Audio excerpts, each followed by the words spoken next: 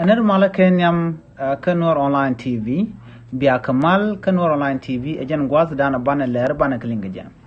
لير بانا لينجا جان غواز مي شالا دينينا شارام چا كونيا لا كور رودة ريوش كابنال استيت چا جلوك كي چا جغورنو بلا كور رودة بانا دو بدان ان لوكي ودمو بانا جلينكيل ان ولا شانغا جندان رويدة رو كپاي ديوك رون كينا دارو ويد جندان رويدة ngwan Go and wajin be subscribe ke bijan nyo ka nasin ko kien ko bijan leren kono ba non ka bien ko mala link ko gwas dana pai ko break ja ename emep apanal mitaka gwas dare me ajen gwas dana tuogri ko motin ban de chulin kel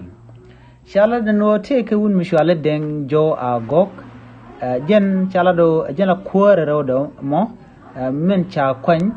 governor dung apanal state rudo mo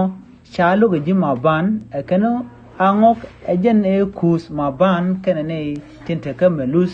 gwase jen point a commissioner ka gwase dan antame ajen cha kwanyo ala kuara rawde kana machine enok kene shikan angok shikan gor no bala kuar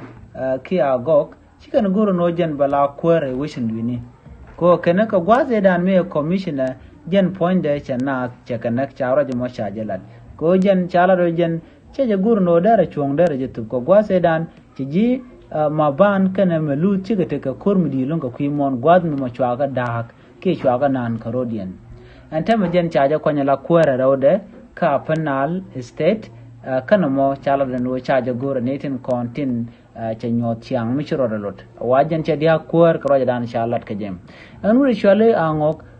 kwanya selpa kema yadit kangai selpa kema yadit no wudame te ka tijekte lat ka gwase dan ko jen ngaje jen wudame liuna tet kade anta ma che wudamo che jen ngala deputy president re we ka panal ana mo che lo ne enta ngwan che jaga jajet ko jen jinas ko liu tet kade kan tama chaje nyong ni jaga kunya la kwar herode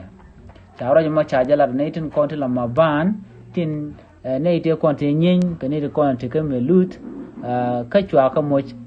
ke chwa ka wo re mon e nyin ke tin chu ne to wo wintin konan tie ka gam ene me je lera chalat ke kwi wudo no mo malam peace man cha ja ko dia kwere rawde re wi ka panal cha je luk ke shanga jege chanyot ko wudo mo chala da no chana che ka per charo je mo cha je la di no